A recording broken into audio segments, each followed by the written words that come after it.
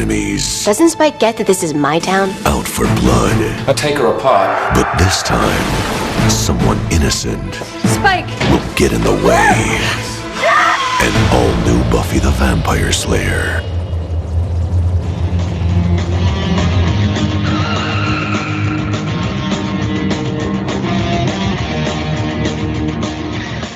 Hello, and welcome to this week's edition of Slade, the Buffyverse Revisited. I'm one of your hosts. I'm Jeremy. And I am the 1998 Blavatnik Awards for Young Scientist winner, James. Okay. Well, welcome, Blotvanik. Yes, after several failed attempts to start the show, we are now here. We literally, we should have just kept going after the first failed attempt. Oh, man. It was... How many did we do? Like 4 just now before we nailed it finally? Or I should say before I nailed it. Yeah.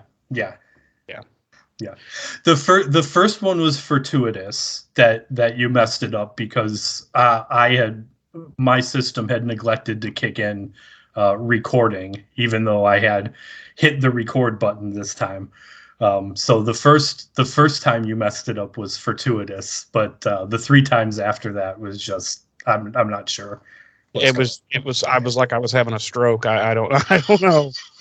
It was just a lot of fuck ups, and now we're finally here, so that we can visit season 4, episode 7 of Buffy the Vampire Slayer, The Initiative. Yes, but before we do that, Jeremy, I would like to wish you a happy birthday. Well, thank you, sir. Thank you. You're welcome. Was it yesterday? Yeah, it was yesterday. Yes, your birthday was yesterday. I intended to wish you a happy birthday yesterday when we recorded, but you were out having a life and doing stuff for your birthday, so we kicked recording for a day. But yes, so happy birthday yesterday, which for those listening, because it is now 11/6 when you're hearing this, so your birthday was 11/4, correct? Correct. And you are Lord 1978. So you are approximately 87 years old. Yes, approximately. Well, they say you're as old as they always say you're as old as you feel. So I'm like 87. Oh my God! If that's true, then I'm like, yeah, I've got to be at least 90. Yeah, I know. Thus, the 14 failed attempts to start the show today. My dementia-addled brain decided to just continuously fuck up, and but here we are. We finally made it. We did. I'm working on like 4 hours of sleep. I could not sleep last night for some reason. I didn't finally fall asleep till like 6 o'clock this morning. It was the cocaine. It was probably. I've told you to slow down on the coke, but you have told me, but I love it too much. I love it too much. Just can't put it down. You got to get that booger sugar where you can. I can't keep it out of my nose, man. Yeah. I just can't. So, James, last week we dropped our the listener extravaganza episode. We did. Have you heard any comments or anything on that episode? Has anything come through? Has S-Dub decided to leave us after the abuse we went through? No. I mean, by all accounts, she enjoyed being on with us and is looking forward to doing it again one day. Which, I mean, we're not being flooded with requests to be the the guest for those episodes. I thought you were going to say the guinea pig. The guest for those episodes, so I have a pretty good feeling that she will be joining us again. I believe I already made the announcement during our listener extravaganza episode, but the guest for our next listener extravaganza episode will be Darlene. I'm sorry. Who? This I'm not familiar with her. Yeah, a lovely listener of ours by the name of Darlene. Oh, okay. Yes, very, very, very nice woman. I'll need to brush up, to get to know her, Yeah, you should hop on over to the Facebook and kind of take a look at some of the comments she's made. She's a first-time viewer of both Buffy and Angel, so she's taking that ride with us, which we're grateful for. But she will be our next guest on the Listener Extravaganza episode. So we give thanks constantly to our Lord and Savior. Odin, yes. Odin, yes. But yeah, by all accounts, S-Dub enjoyed her time recording with us and being able to do that, and I believe she's looking forward to joining us again as we keep progressing. Other than that, I haven't really heard anything. I mean, listen, I've got my own thoughts and opinions on it. Overall, I think it went well. I enjoyed re-listening to it. It was a first-time thing, so of course there's going to be kinks and issues to work out as we yeah. No vanilla shit here, daddy. But so of course there's going to be kinks and issues to work out as we continue to do that sort of thing. But I mean, honestly, we're 4 seasons into this now, and we're still working out kinks and issues with the podcast itself. Yeah, with the main podcast, we're still fucking up. So, right. So I mean, we're not one of these podcasts that have a producer and all this other shit. We do all this shit ourselves, like you used to do in the old days of podcasting. Right, and it's actually funny you mentioned that, because someone asked me if we ever want any sort of sponsors or anything, and it's like listen, at the end of the day, like I don't think Jeremy and I would ever turn down, if someone was like, hey, we want to toss you X amount of dollars to mention our whatever during your silly little podcast, would you do it? Yeah, we probably would. Well, yeah, it would depend on what it is, and right. But I mean, there also has to, and we've talked about this on the podcast before, there's also got to be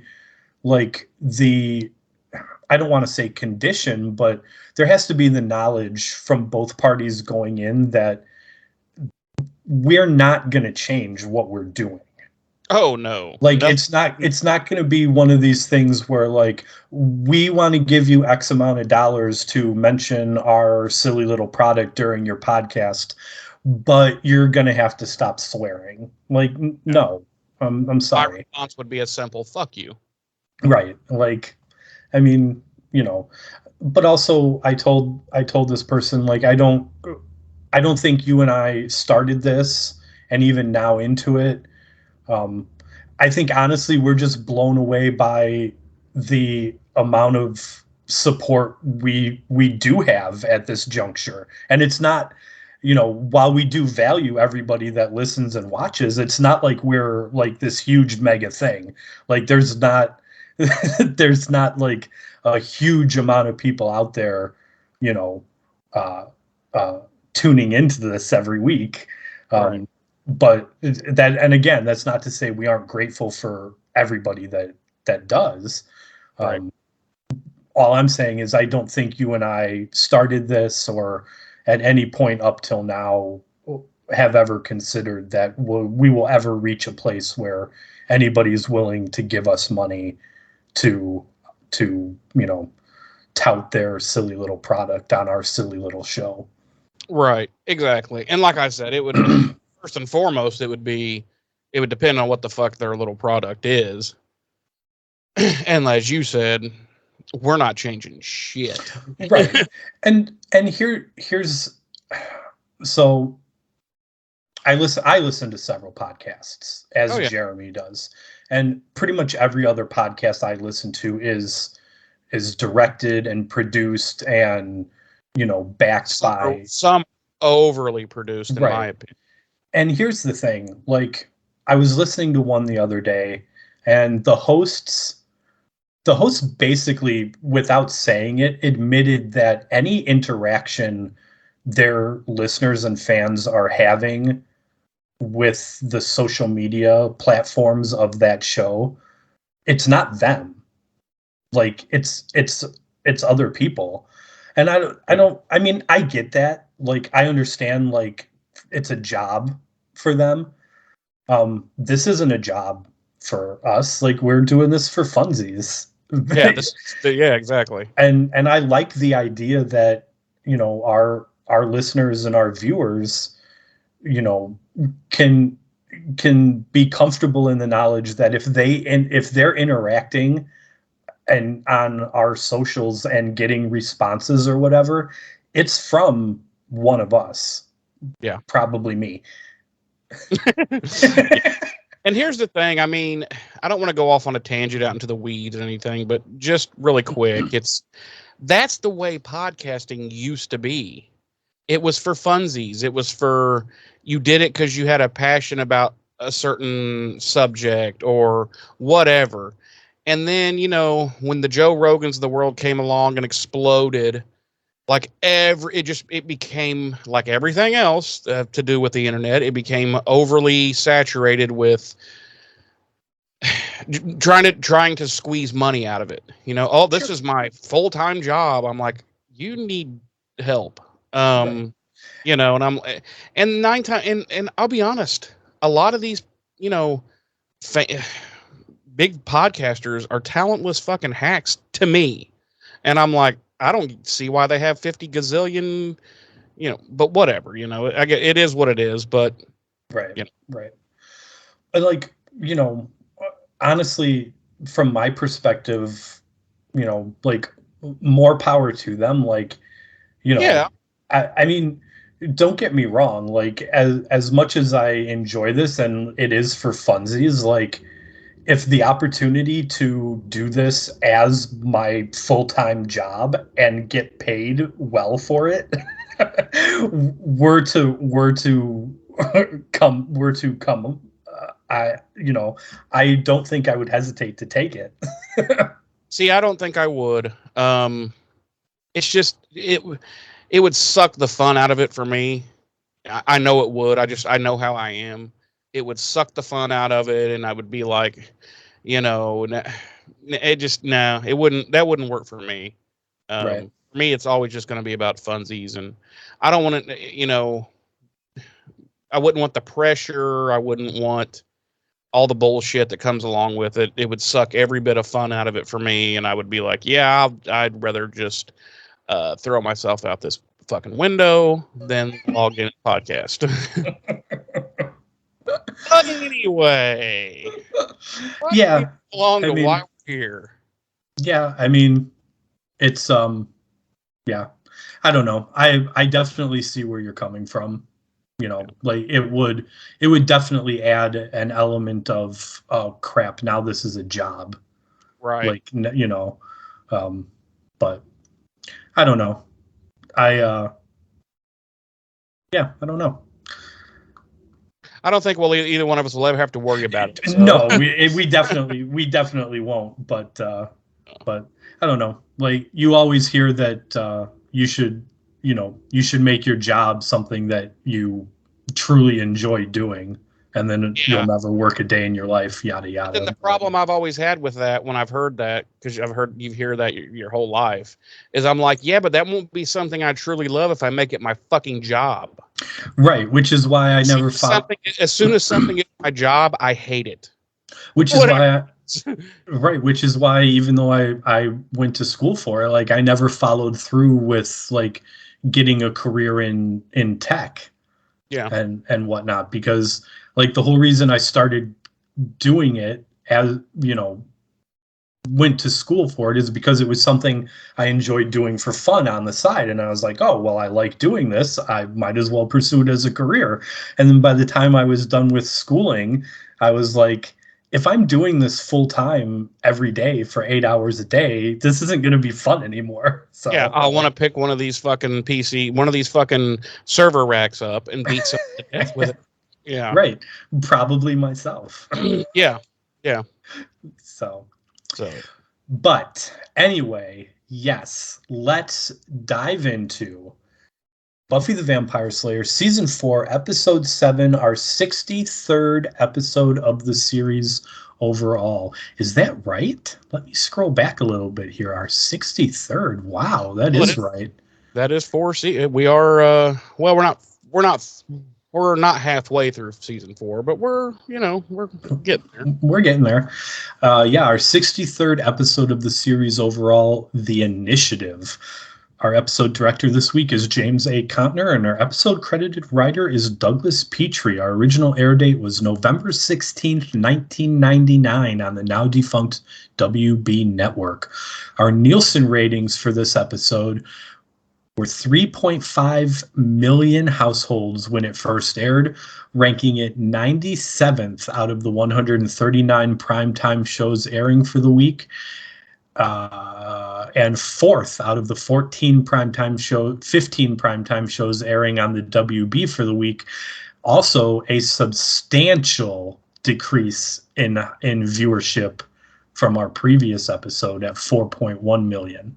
That's because they knew this began the Initiative storyline.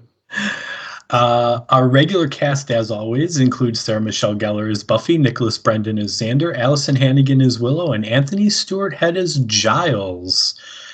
Our guest stars this week include Mark Blucas as Riley, Mercedes McNabb as Harmony, Adam Kaufman as Parker, Bailey Chase as Graham, Leonard Roberts...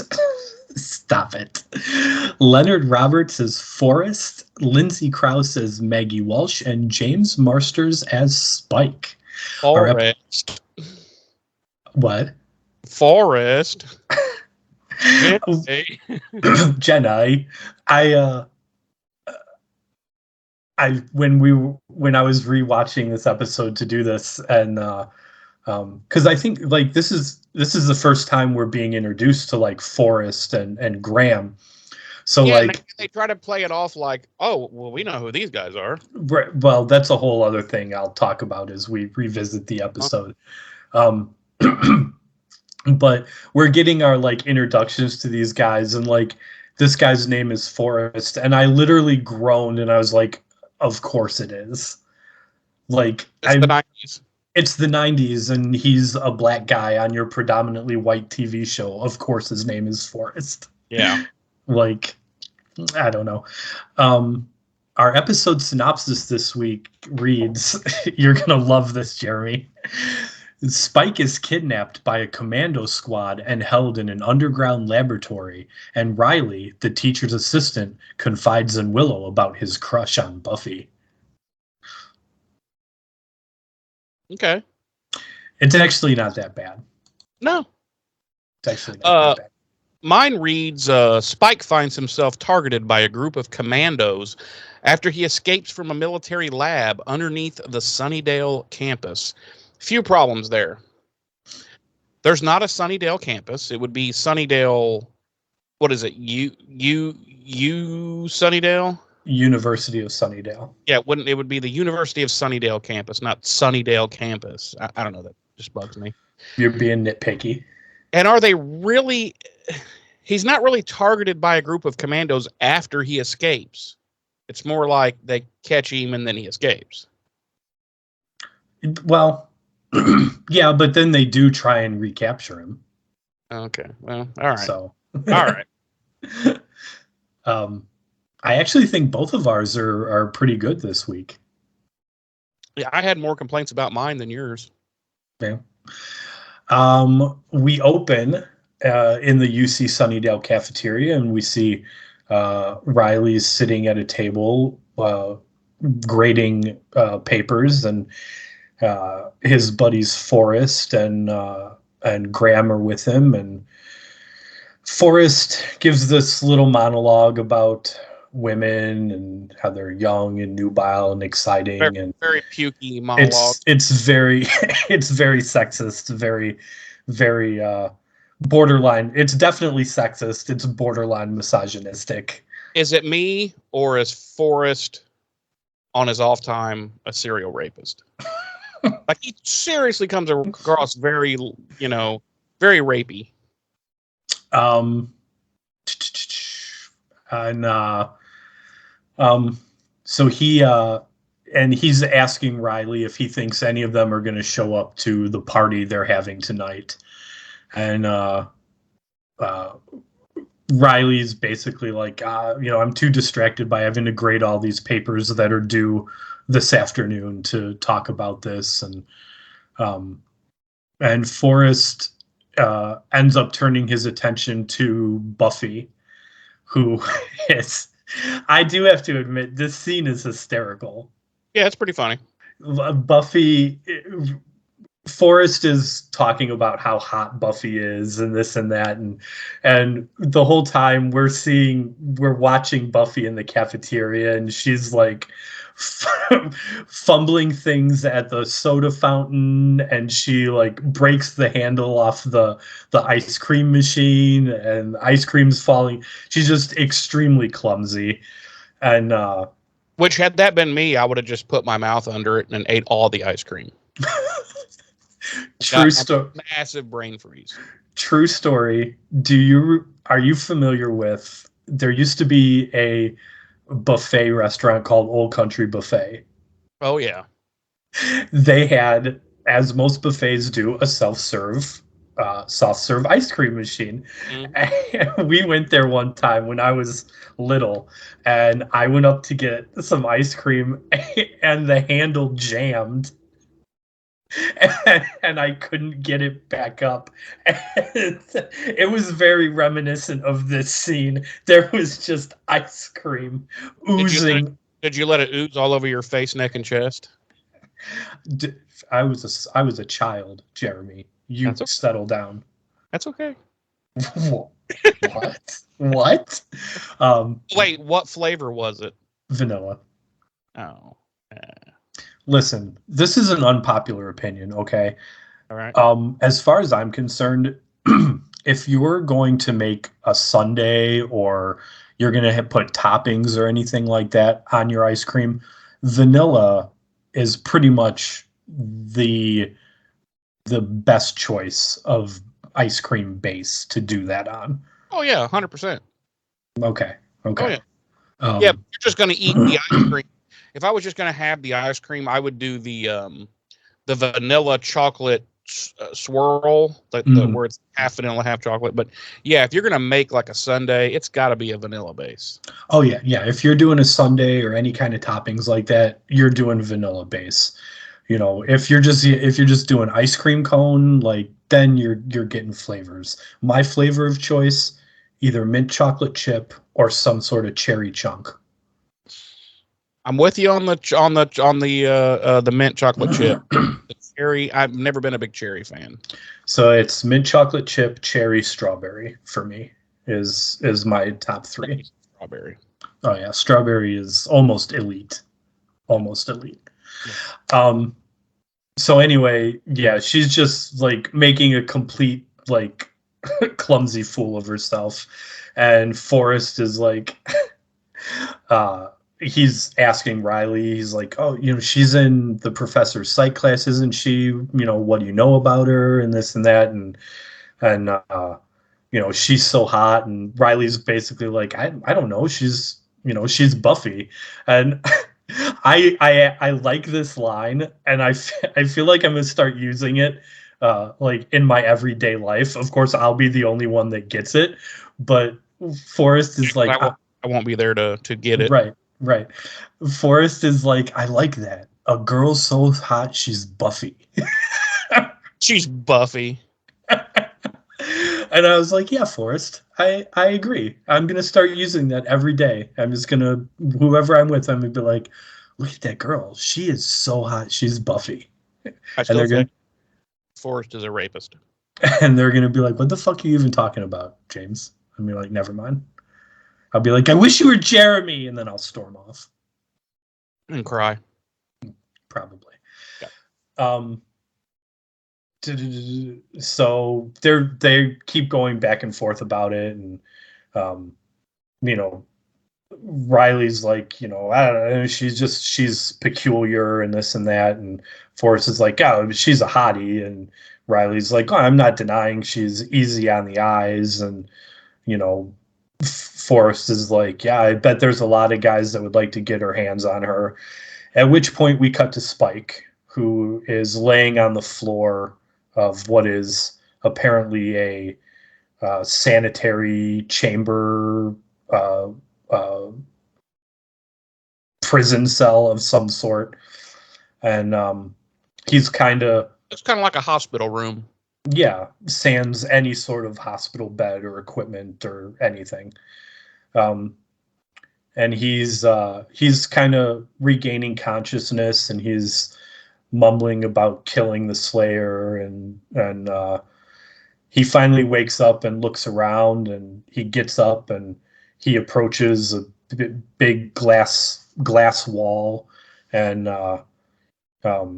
he puts his hands on it, and it shocks him, and he gets jolted into the back wall, and the camera pans out, and we see that there's about a dozen or more of these cages with various monsters and whatnot locked inside in this big facility.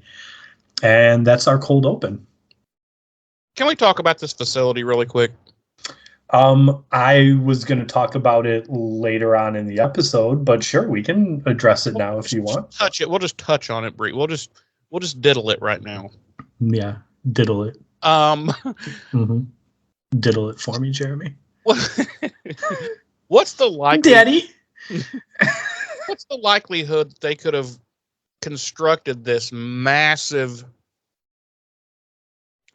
Okay.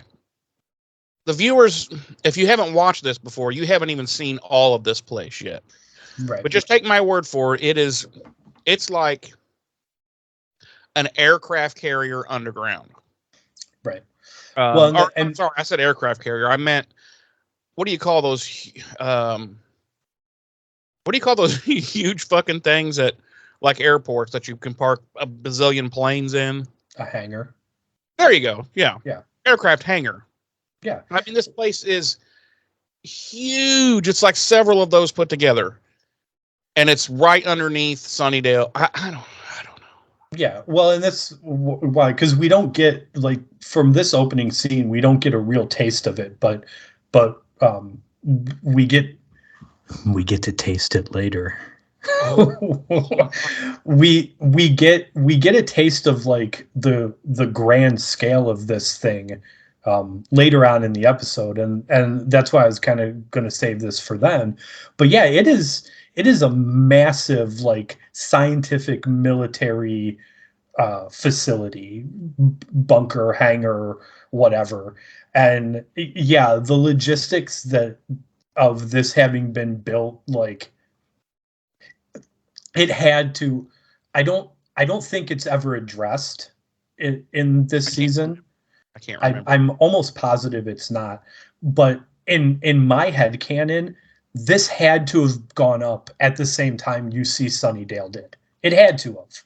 Yeah, because there's no way they pulled this off after the fact. Right.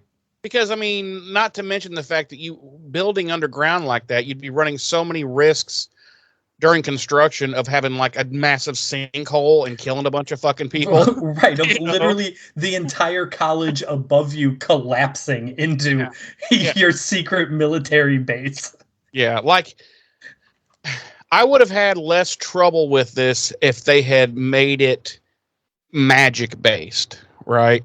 Like, okay, we captured a bunch of warlocks or demons or whatever, and then we forced them to create this magical underground. Like, I would have had way less trouble with it than them trying to make it like a legit military. I'm like, no. Right. Yeah, it's yeah, it's insane. Yeah, I mean, It's insane in the membrane. it is insane in the membrane. Huh. But yeah, like I said, my headcanon is that this had to have been built whenever you see Sunnydale went up, because there's Even then, it's a little hard to swallow, because it's like nobody noticed as they're building this campus. Like they're also building this giant underground complex. You know what I mean? Like, right. I get it's the military, but I don't know. I've always found this part. Oh yeah, like 100%. The whole initiative thing is hard to swallow to start with. Right. For the rest of this season and a little bit of the next, but right. And you never have a problem swallowing. No, never. Wait. Okay. No, but it's I don't know. This has always bugged me about the initiative is Right. their location. Like, why did it have to be? Why did it have to be right underneath the college? You know, it could have been literally anywhere else, Sure. and it would have been more believable. Right.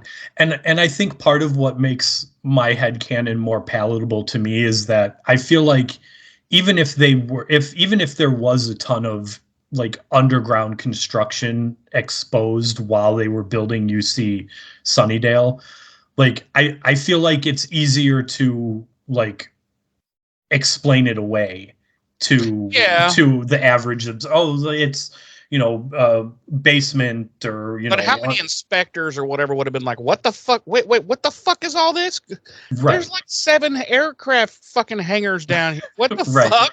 Right. Yeah, but this is the plans. Right. But again, we're talking about a government, organization. So, That's why I'm saying the government would never do this. The government would be like, we're not building our secret monster killing or monster deal like right underneath the fucking college. We're going to build it literally anywhere else, under a fucking Walmart, before we're going to build it under the fucking college campus, Like, where it would really be if it were the government and the military? It would be in the middle of nowhere in Sunnydale, and there would be like this little shed just sitting there.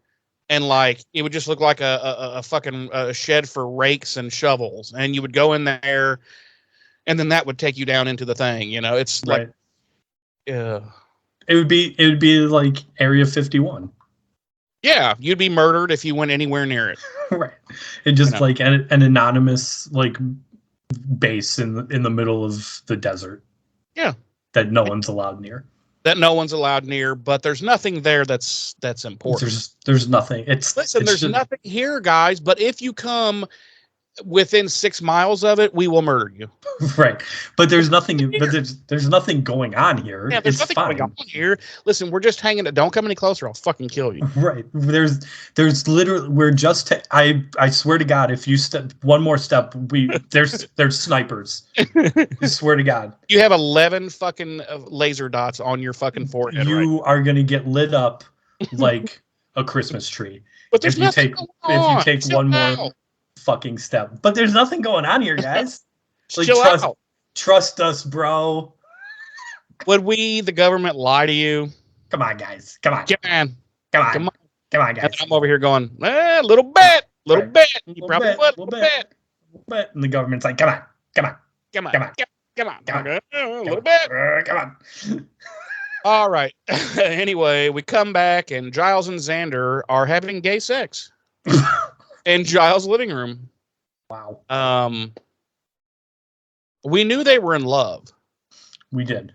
Listen, there is so much sexual tension in their banter back and forth since the beginning of this season. This was inevitable. Right. They finally just dropped what was in their hands. They embraced, just started fucking making out. Mm-hmm. And now it's full-blown rectal ruination.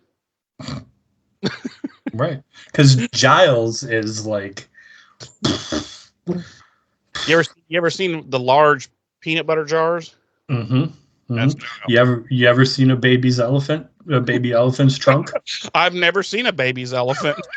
You ever seen a baby elephant's trunk? Okay.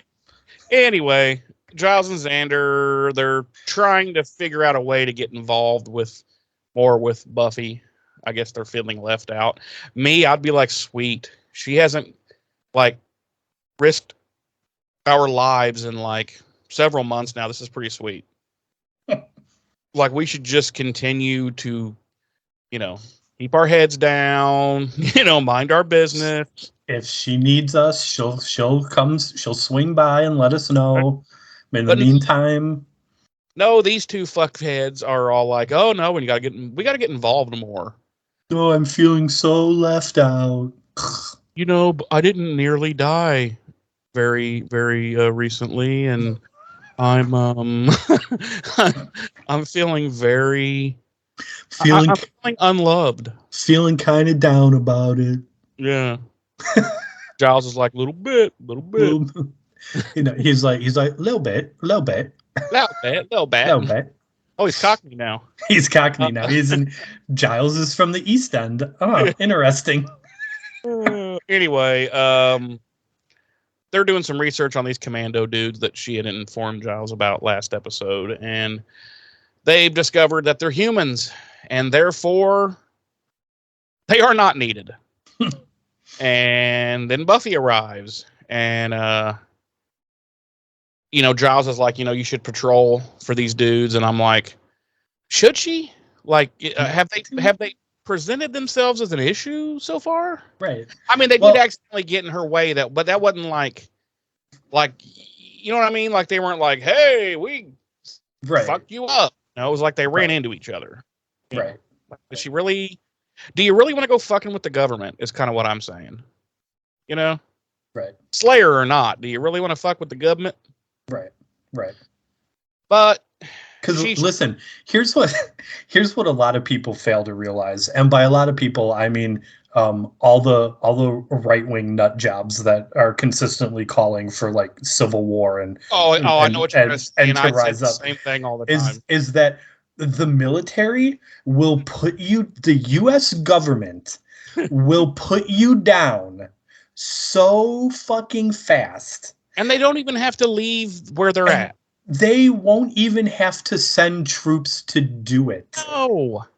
They will fucking melt you right in your living room, and you will never know what's coming. Right. I don't care if you have one of every gun that has ever been manufactured in this country, and 1,000 rounds for each one of those guns, and you have I don't give a flying French fried titty fuck, because if they want you, you're had.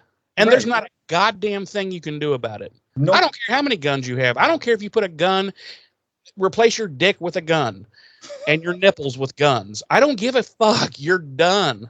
I say this all the time.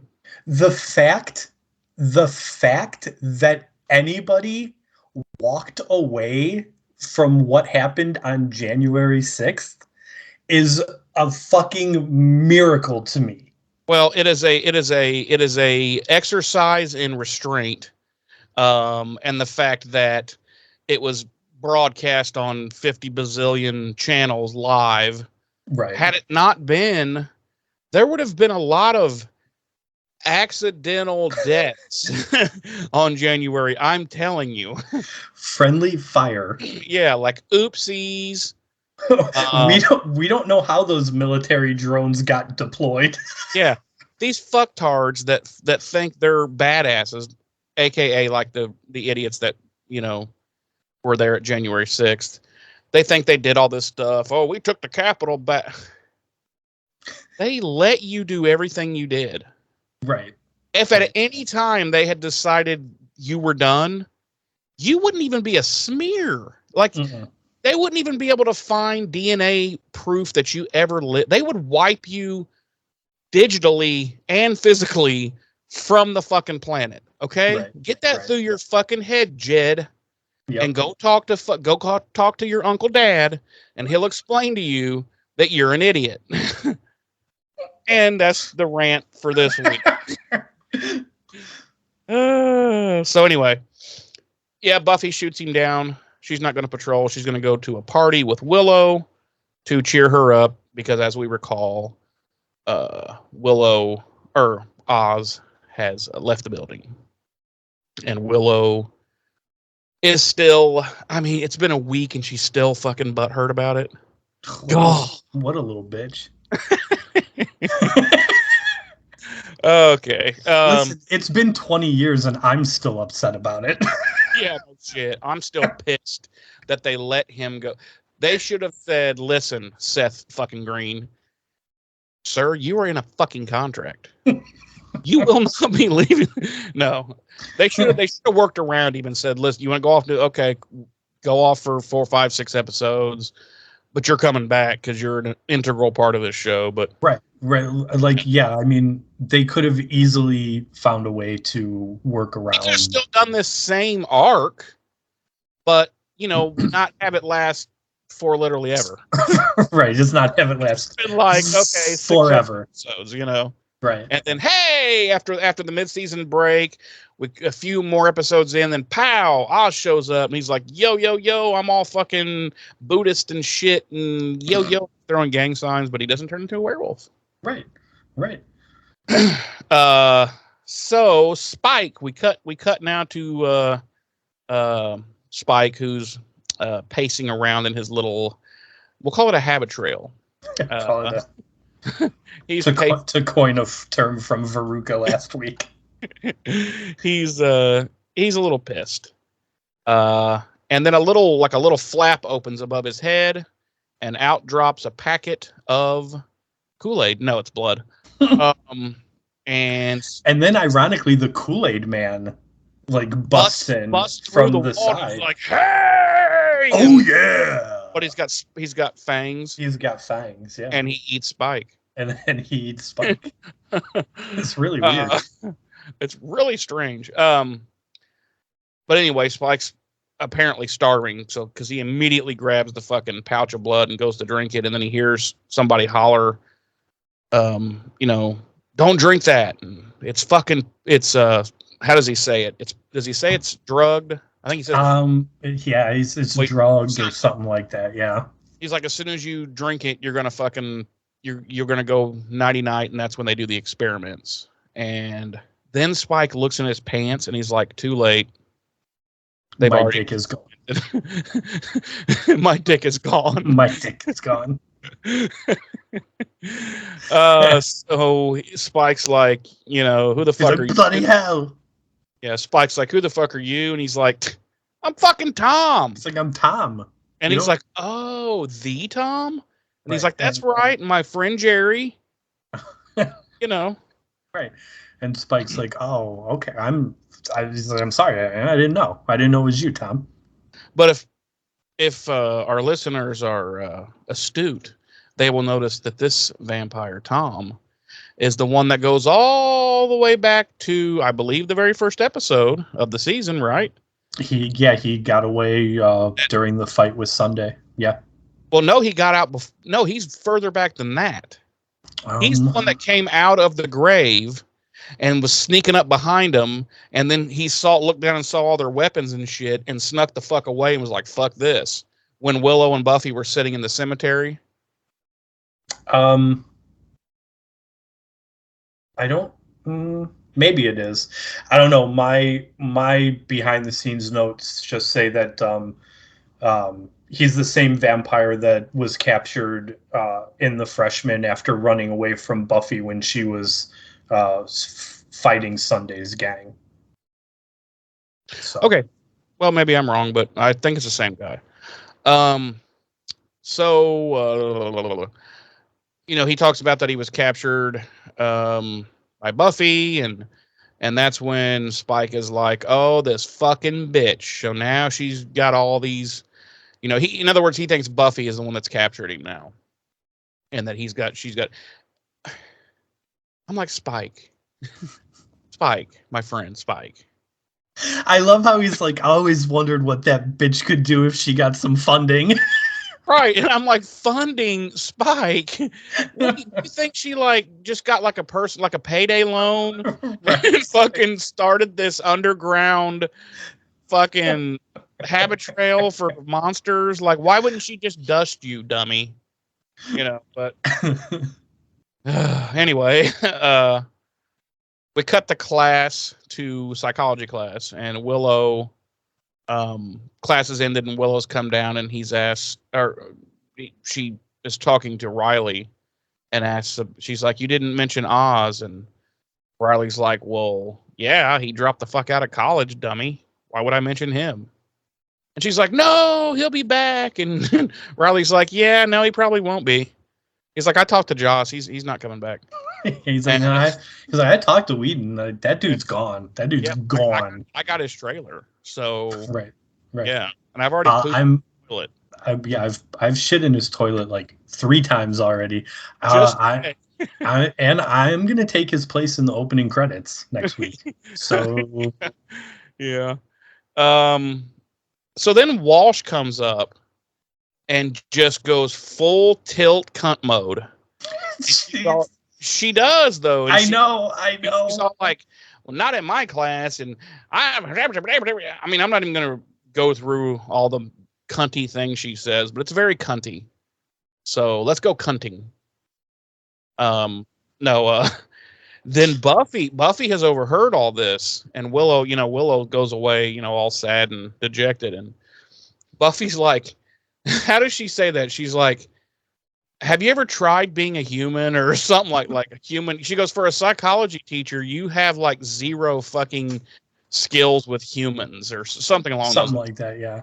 Yeah, and Walsh is all like, it's not my job to coddle my students or something like that. Yeah, and then Buffy's like, "No, it's not your job." Like, like heavily implying that just as a decent human being, perhaps Walsh could have shown some fucking compassion.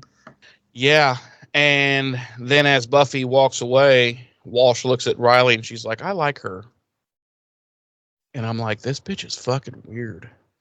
And we will learn as the season goes on just how fucking weird she is. We cut to the boys.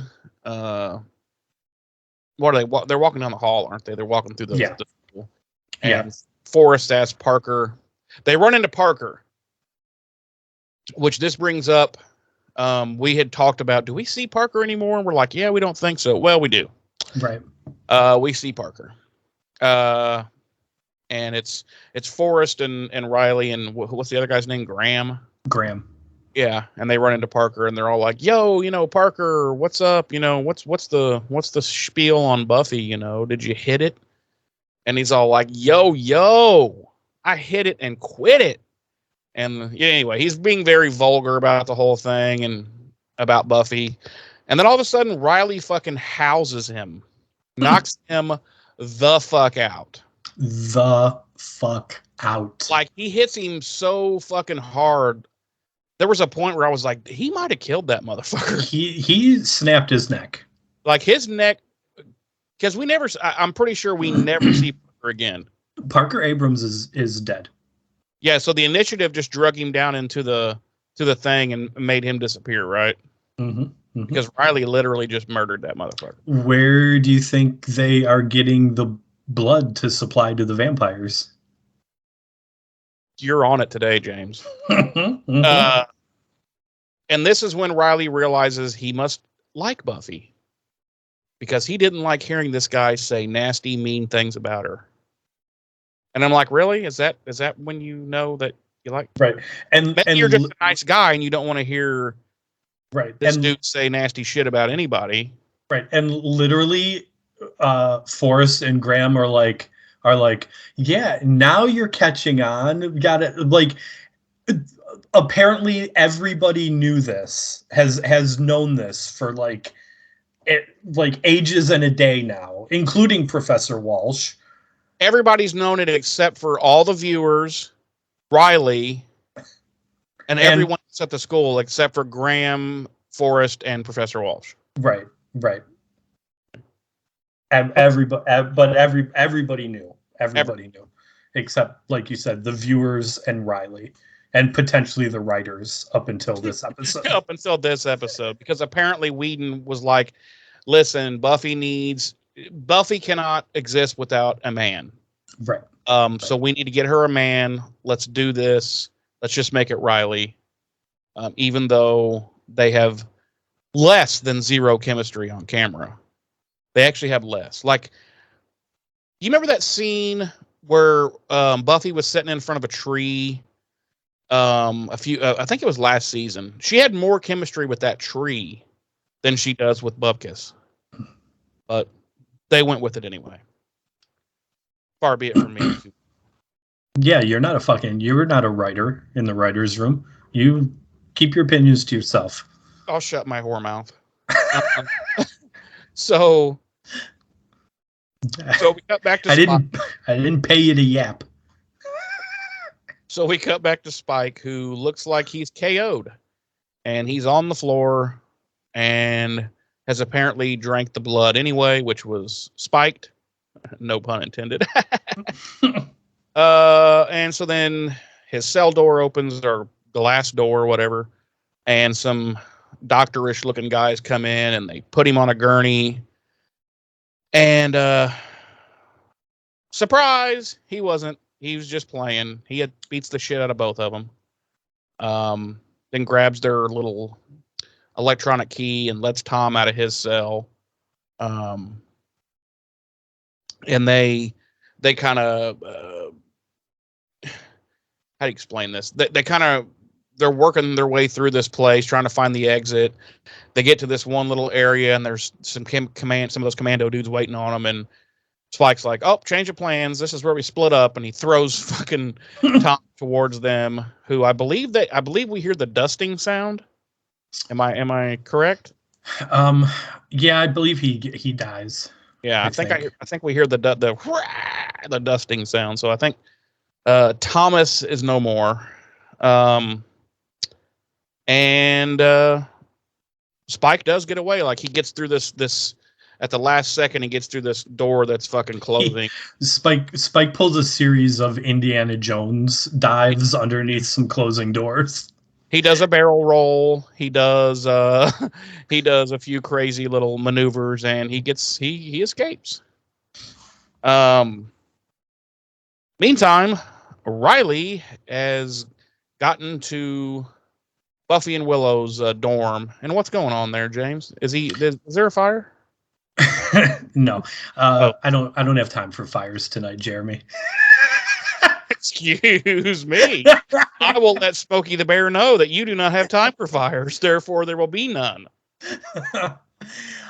He shows up at Buffy and Willow's dorm room because he wants Willow's advice on asking Buffy out and this and that. And Willow, of course, she's still reeling from everything that went down with Oz, and she's, questions his motivations and whatnot. But she eventually gives in and gives Riley a list of some of Buffy's, interests and whatnot. And then we cut to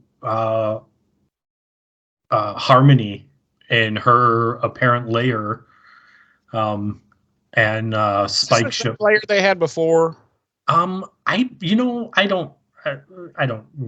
know. You don't care? I don't know. It's not that I don't care, but it's. Well, I'm just like, how did he just like easily finds her? He just like, right. Oh, hey. I mean, it could be. I'm going to be honest with you. It's been over a week since I watched the episode, so I don't remember. And you just don't. And I didn't put it in the notes, so I don't remember. All right. But yeah, Spike shows up at Harmony's lair, and he's all like, "I'm back for good," and then he immediately leaves to go find it and kill Buffy. Yeah. And then we cut to the party, and Willow's trying to help Riley flirt with Buffy, and Riley's just kind of making a big old shambles of it and failing miserably, and he and Willow end up sitting on a couch together talking, and he touches her leg inappropriately. And while they're talking, a Dingo's song comes on, and it obviously, and I'm like, how did this happen? They have a Dingoes Ate My Baby CD playing at this party. It's a mixtape of previous bands that have played at campus parties. Uh-huh. I'm telling you, that's the stupidest thing. That has never happened in the real world. I'm just saying. And Willow's obviously visibly upset, and Riley. Listen, we can bag on Riley as much as we want, but he does have certain moments where you're kind of like, okay, you're not that bad. And this is one of them. Like, he sees that this song is obviously causing Willow distress, and he makes them shut the song off. He makes them turn it up, yeah. No, he makes them turn it off. He's like, hey, turn that up. He's like, crank that shit up. This bitch don't like it. Dingoes ate my baby. And he leans over to Willow, and he's more like, dingoes ate my dick. Am I right? Oh. No, he canceled. He makes them he makes them, switch the song. I don't know. Like, he's got these, as much as everyone bags on Riley, he does have these moments where you're kind of like, all right, like maybe you're not that bad. You can live for the rest of this episode at least. Right. And he, as invested as he is and wanting to like go and try and woo Buffy, he's, offers to stay there with Willow and, talk about it if she wants. And she's like, no. And, he's like, thank God, because he's like, oh, I my really God, don't. goodness. She's like, no. She's like, just find Buffy and tell her I'm okay. I decided to go, back to the room. I'm done for the night. At which point we cut to Xander, who is out apparently, on the lookout for these commando guys. And who does he run into, Jeremy? A fire. Actually, yes, he does. He does. He does. No, He runs into the old harm. And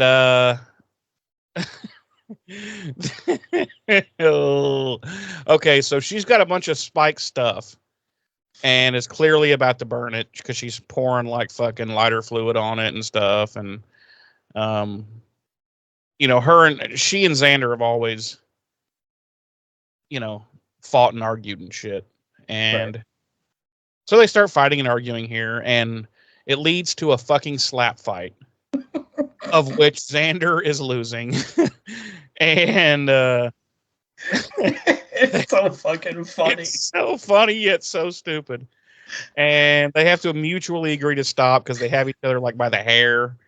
And I love that it went into slow-mo for a little bit. Yeah, like it was actually this epic fight. Yeah. So Xander goes and she continues burning Spike stuff. And he gets to the party and interrupts Riley's next attempt to chat Buffy up to inform Buffy that Spike has returned. And Riley also gets called away at this time.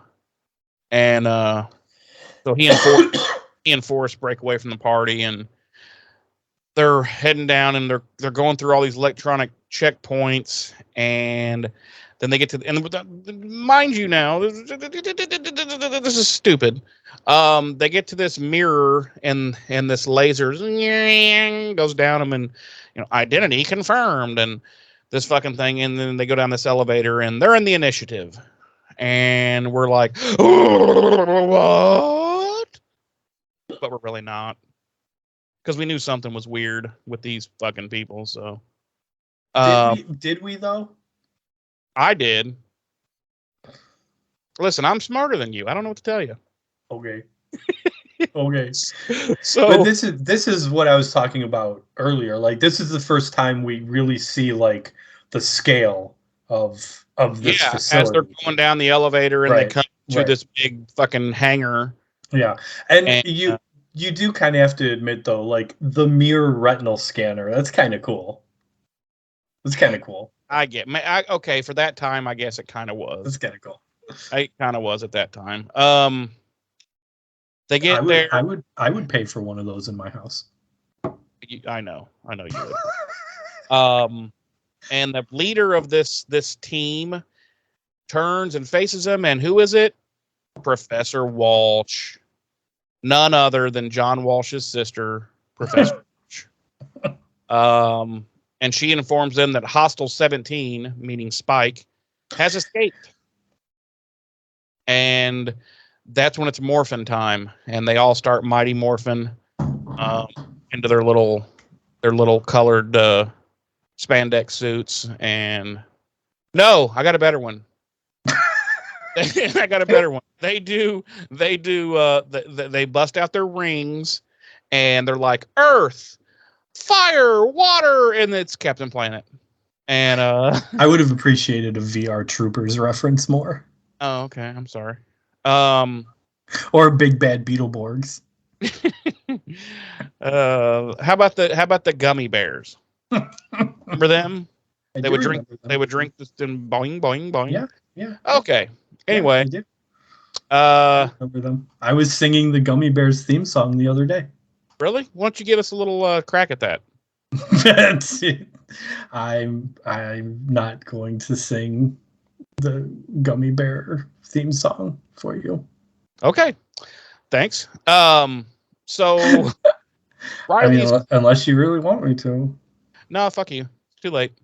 Riley is clearly the leader of these nerds because he's giving orders around to the three teams and sends them all out over Sunnydale to scour to find Spike. And he says, and if anyone returns here without Spike, I'll kill you. He says, with kindness. No. Riley's so then we cut to Riley's team out and about, and they have spotted Buffy sitting on a bench, and she's whittling like a dog with a knife, and she's chewing on a long piece of grass. Yeah. And she has a straw hat on for some reason. It's very out of place. It is. But Riley's like, he realizes that Forrest is kind of using her as bait. And Riley's like, no, we can't use her as bait. She's my love interest. I don't know why he's English now, but... Yeah, that was weird. That was weird. So he goes out there, kind of incognito, takes his gear off and shit and goes out there. And he's like, why don't you go ahead and fuck off, and shouldn't really be here right now. And she's like, I thought about it, but fuck you, I'm not going to leave. And they're both there trying to catch Spike, obviously, and they don't want to give their secret identities away to each other. Kind of a throwaway scene, really. Meanwhile, Spike has found Buffy's dorm through the school computer system, because that is something you can do with the school computer system is you go up to it and you type in, I need a dorm room for this person now, please, K, thanks. Enter. And it says, okay, here's also their social security number, how to access their school funding account. I think you're being a little over nitpicky here with this, because I would guarantee you probably can find a student's dorm room assignment in the school directory. Maybe, but I guarantee there's also the ability for a person to make their shit private. Maybe. I mean, with school shooters these day and age, come on. I wouldn't. But this was 1999. School shootings hadn't really become as prevalent. Well, this is post. I mean, it's still post Columbine, but keep in mind it was a couple of years before. It happened every other week. Yeah, exactly. Yeah. So Spike's there, and Willow, and Spike is trying to eat her, and he can't. This scene is fucking hilarious because he has ED, eating disorder. He cannot perform. I love everything about this scene, dude.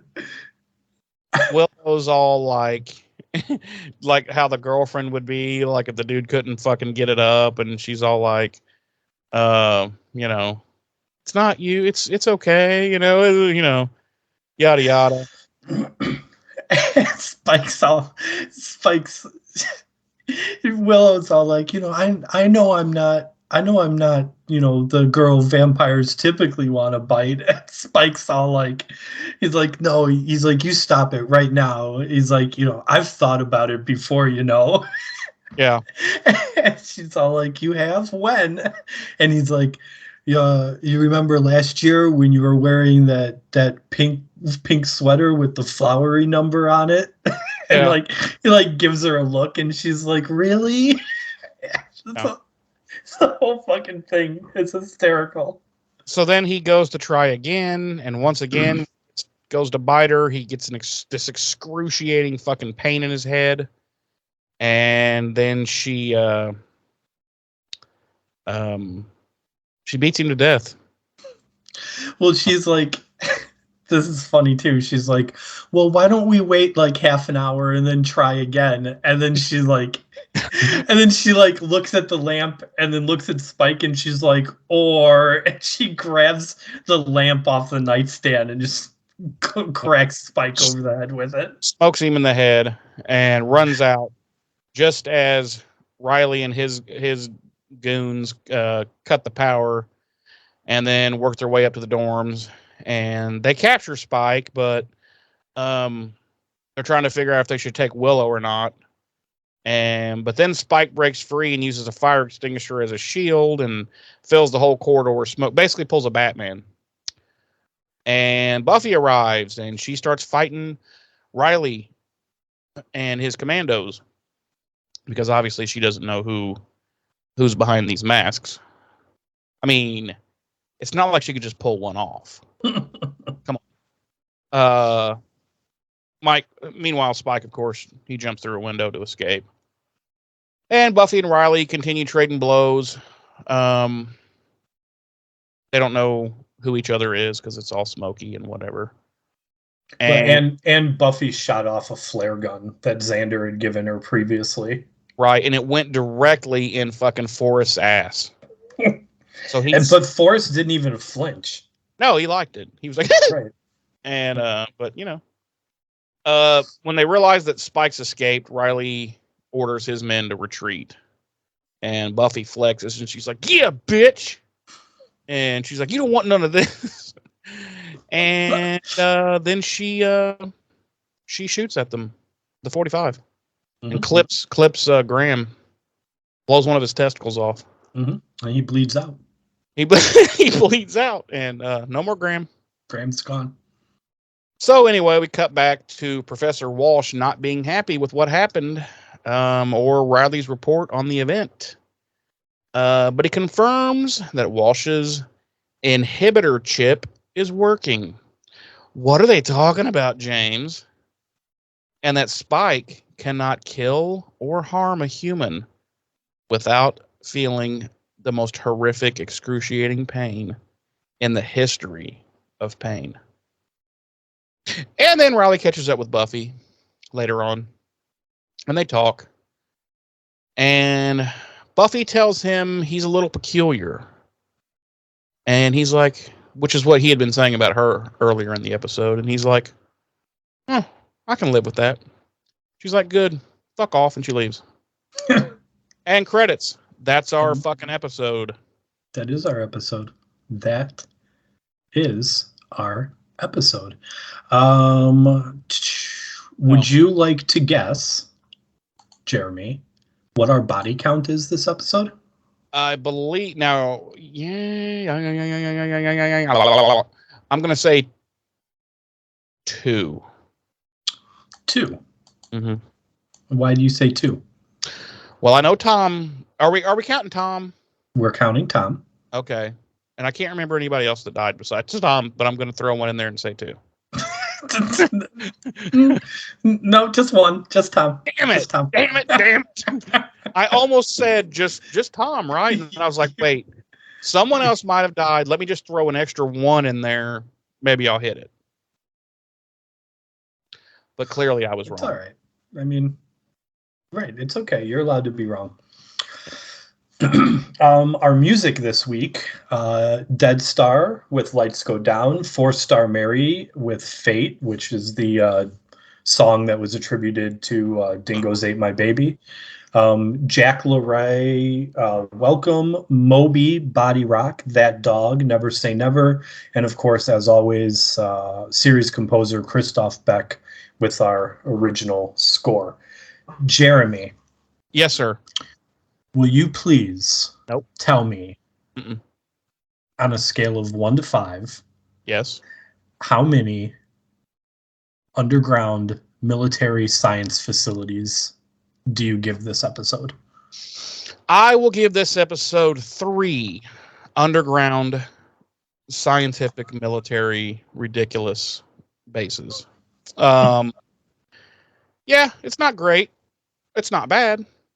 And I wanted to give it a 1 simply because it's the introduction of the initiative and this whole storyline, which I hate.